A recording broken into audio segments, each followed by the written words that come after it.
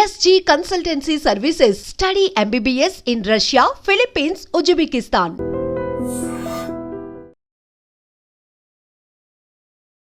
Hi hello నమస్తే welcome back to అడ్రీమ్ media. ఈరోజు మనతో ఉన్నారు సైకాలజిస్ట్ సింధుజ గారు. జనరల్గా ఇప్పుడున్న రిలేషన్షిప్స్ అన్నీ కూడా టాక్సిక్గా మారిపోయాయి. అంటే ఏ విధంగా ఉంటున్నాయి రిలేషన్షిప్స్ అనేవి, ఏ విధంగా ఉండకూడదు, ఇవన్నీ కూడా ఈరోజు ఎపిసోడ్లో చాలా క్లియర్గా తెలుసుకుందాం. హాయ్ అండి. యా, టాక్సిక్ రిలేషన్షిప్స్ అనేవి ఇప్పుడు ఎక్కువ ఇండియాలో, ముఖ్యంగా సౌత్ ఇండియాలో, దట్టు ఇన్ తెలుగు స్టేట్స్ ఉన్నాయి. ఎందుకు అంటే ఎగ్జాంపుల్, ఒక కేరళలో ఒక అమ్మాయి అబ్బాయిని చంపేయడం కానీ, విషం ఏదో ఇచ్చేసి, దట్టు అలాంటివి ఇక్కడ తెలుగు స్టేట్స్లో కూడా జరుగుతున్నాయని చెప్పేసి ఉంది. మనుషులు చంపుకునే వరకు రిలేషన్షిప్స్ ఎందుకు వెళ్తున్నాయి అంటే మీరు ఏం చెప్తారు? స్పెసిఫికల్ గా ఇక్కడే అవుతుంది, రీజనల్ బేస్డ్ అని ఏం లేదు, హ్యాపెనింగ్ ఎవ్రీవేర్. ఎవ్రీ వైఫ్ ఇక్కడ వరకు వచ్చేసినాయి, but they have been existing in the world for a really long time. Wife husband ని చంపేస్తున్నది, హస్బెండ్ వైఫ్ ని చంపేస్తున్నారు, చంపుకునే వరకు.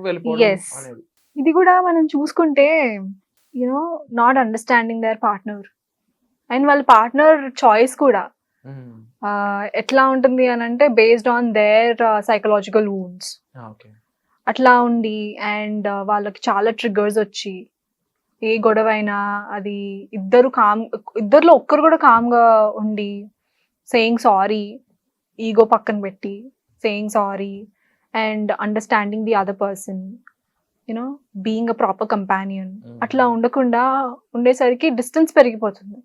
సో వాళ్ళు మనకి హస్బెండ్ అండ్ వైఫ్ అనిపించవచ్చు, బట్ వాళ్ళు ఒకే ఇంట్లో ఉంటున్నా they are living like strangers. So ఆ స్ట్రేంజర్స్ అంతవరకు వెళ్తుంది అని అంటే ఒక స్ట్రేంజర్ ఇంకొక స్ట్రేంజర్ ని చంపేసినట్టు అవుతుంది, కానీ హస్బెండ్ వెళ్ళి వైఫ్ ని చంపేస్తున్నట్టు. వాళ్ళు మాత్రం స్ట్రేంజర్స్ అయిపోయారు. ఎప్పుడో అయిపోతారు. ఒక కపుల్ స్ట్రేంజర్స్ అయిపోవడానికి ఎటువంటి ఫ్యాక్టర్స్ ఉంటుంటాయి? బికాజ్ వాళ్ళకి మేబీ వాళ్ళు యూనో పెళ్లి ఆయన కొత్తలో ఎలా ఉన్నారు, వాళ్ళకి ఎట్లాంటి సిచ్యువేషన్స్ లో పెళ్ళి అయిందో, where they forced into the marriage, or పెళ్లి అయిన తర్వాత ఏమేం డిస్ప్యూట్స్ అయ్యాయో, ఒక్క గొడవ ఎక్కడి వరకు వెళ్ళిందో.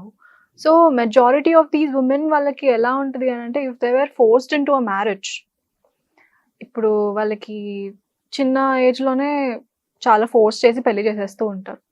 సో వాళ్ళకి ఎలా అనిపిస్తుంది అని అంటే, okay, I'm living a life which I didn't want, this is forced upon me. ఎవరో ఫోర్స్ చేశారు నేను ఇతన్ని పెళ్లి చేసుకోవడానికి, and she feels very locked up.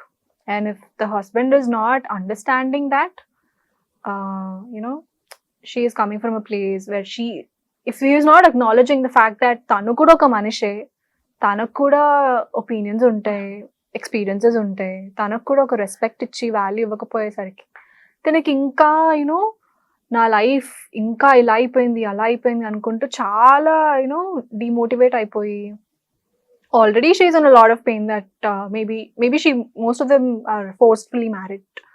So already she is feeling suppressed, and ఇంకా సప్రెస్డ్ ఆ కేజ్లో ఉంటున్నా కూడా కేజ్లో she is subjected to people who are not understanding her. వాళ్ళని ఆమెను అర్థం చేసుకోవట్లేదు, ఆమె గురించి ఏదైనా గాసిప్ చేస్తున్నారు వేరే రిలేటివ్స్తో కలిసి, and they are pressurising her, they are not letting her live her life అన్నప్పుడు, హర్ అనే కాదు అతనికి కూడా యూనో అట్లా అనిపించినప్పుడు, maybe if this person doesn't exist, అప్పుడు ఐ విల్ గెట్ కంట్రోల్, అప్పుడు I will gain control over my life. నా లైఫ్ నాకు దొరకాలి అని అంటే అడ్డున్నది ఈ పర్సన్ ఒక్కడే.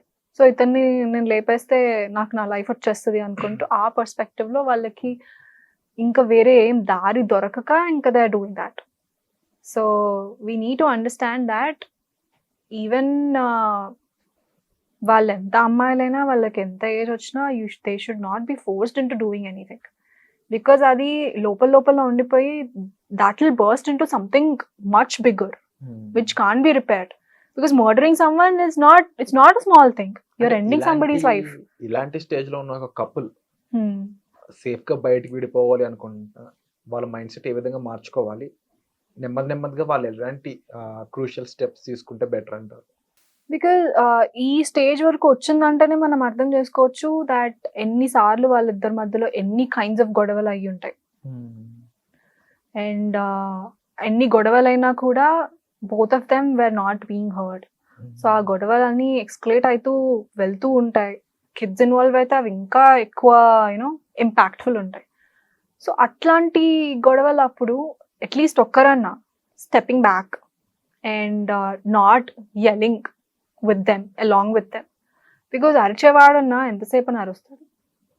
అండ్ అరుస్తున్నాడు అంటే కూడా it's an emotion shown where వాడు ఆల్రెడీ ట్రై చేశారు మెల్లిగా చెప్పడానికి or in a subtle way చెప్పడానికి ట్రై చేశారు.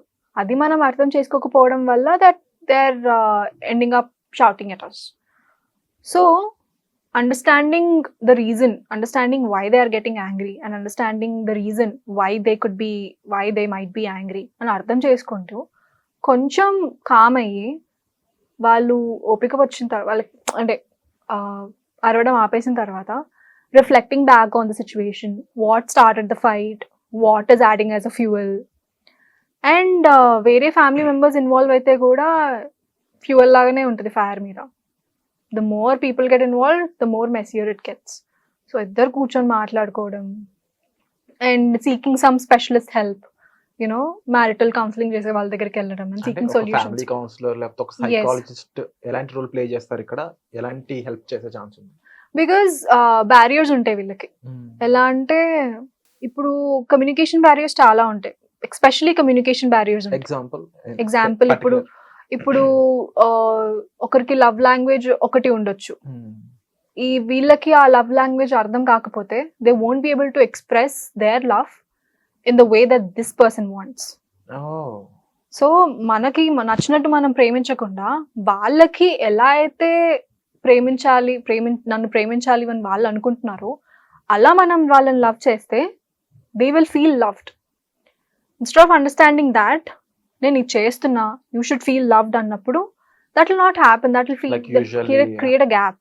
హస్బెండ్ వాళ్ళు టైం ఎవరు బట్ ఏదో కొని తెచ్చి కొనిచ్చేస్తుంటారు. యా, వాళ్ళు అదే లవ్ అనుకుంటారు హస్బెండ్ సైడ్ నుంచి, బట్ అమ్మాయి అది కాదు. Women don't function like that. Women maybe there are women like that. కొంతమంది అలా ఉంటారు, కొంతమంది ఇలా కూడా ఉంటారు. కొంతమందికి ఎలా అంటే నువ్వు గిఫ్ట్ ఇచ్చినా లేకపోయినా spending some good quality time with her, talking to her, listening to her means a lot. Listening to her అనే విషయం దగ్గరికి వస్తే ఎక్కువ భర్తలు వాళ్ళ భార్య మాటలు వినరు అనేది చాలా పెద్ద ఇంపాక్ట్ క్రియేట్ చేస్తుంది అంటారు. యా, బికాజ్ స్టార్టింగ్ లోనే దే గెట్ మ్యారీడ్. ఇప్పుడు హస్బెండ్ ఇప్పుడు ఇట్లాంటి సిచ్యువేషన్స్ లో when you look at the husband is somebody who is working, who is more exposed to the social environment, and wife is somebody who is at house. So atlanti place lo the husband will look at the wife in a light where నీకేం తెలీదు, నువ్వు ఏం మాట్లాడినా నువ్వు ఏదో సోద్దాంలా మాట్లాడుతున్నావు, ఆపేసే, నీ మాటలు ఎవడు వింటాడు, నువ్వు ఏదో ఒకటి వాడుతూనే ఉంటావు అని అట్లా అనుకుంటారు. కానీ but in a way you are distancing yourself, you are breaking that bond. Humiliate చేస్తారనే విధంగా. ఎస్, హ్యూమిలేట్ చేస్తారు చాలా.